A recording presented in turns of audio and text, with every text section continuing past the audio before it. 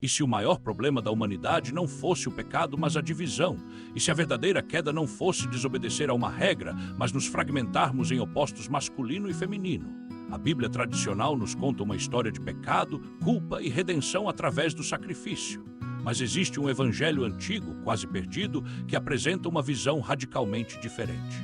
Nele, Jesus não fala tanto de perdão de pecados, mas de unidade, de integrar o que foi separado, de voltar ao estado original de completude. Esse texto é conhecido como Evangelho dos Egípcios, um dos evangelhos gnósticos mais enigmáticos e filosóficos. Neste vídeo, vamos mergulhar nessa visão proibida, o que ele realmente diz sobre salvação como integração, porque a divisão seria o verdadeiro problema da humanidade, e como essa mensagem desafia profundamente a teologia tradicional que conhecemos. Fica comigo até o final, porque essa ideia pode mudar a forma como você vê sua própria vida, seus relacionamentos e até o sentido da espiritualidade.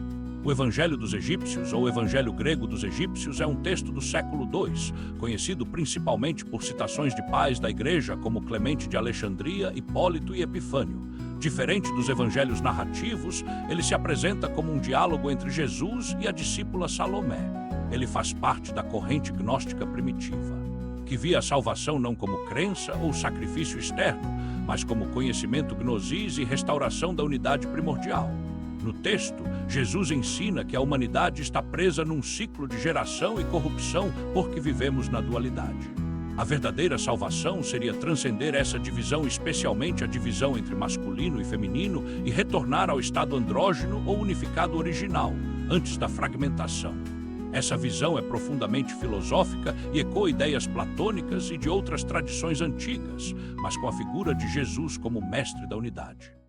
Vamos ao coração do texto.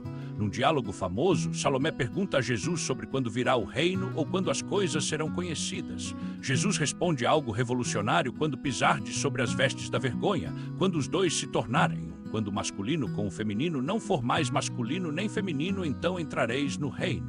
Essa frase é poderosa. Não se trata apenas de celibato ou ascetismo sexual, como alguns pais da igreja interpretaram.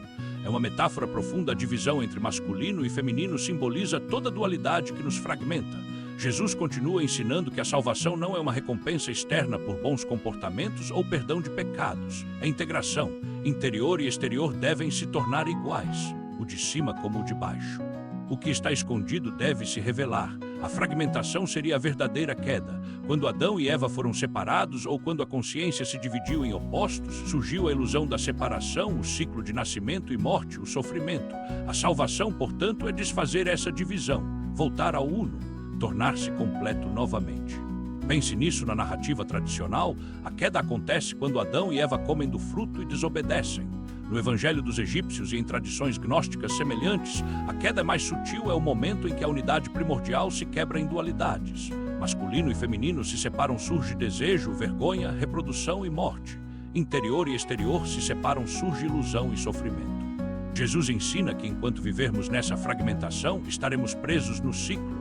A verdadeira libertação vem quando os dois se tornam um, quando transcendemos os opostos. Isso é profundamente filosófico. Ecoa o tal yin e yang se equilibrando, o andrógeno platônico e até conceitos modernos de integração psicológica.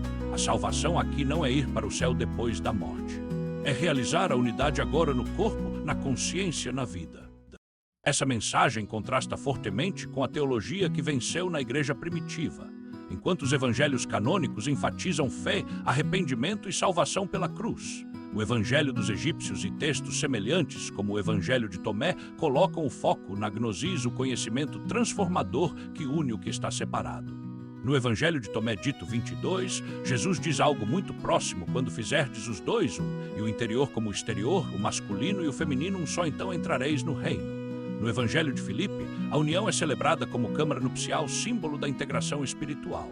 A igreja primitiva rejeitou ou marginalizou esses textos porque eles desafiavam a visão mais moral e institucional da salvação.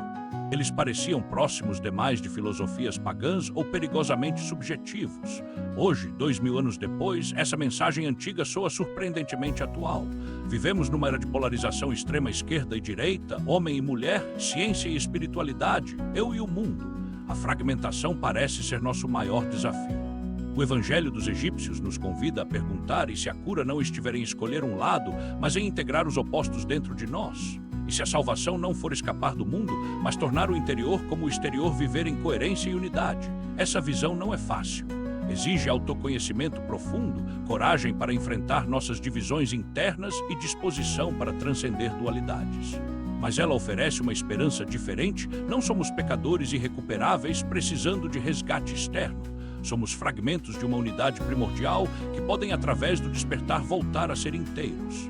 O Evangelho dos Egípcios nos lembra que talvez o maior problema da humanidade não seja o pecado, mas a ilusão da separação. Se essa mensagem te tocou, comenta a unidade abaixo.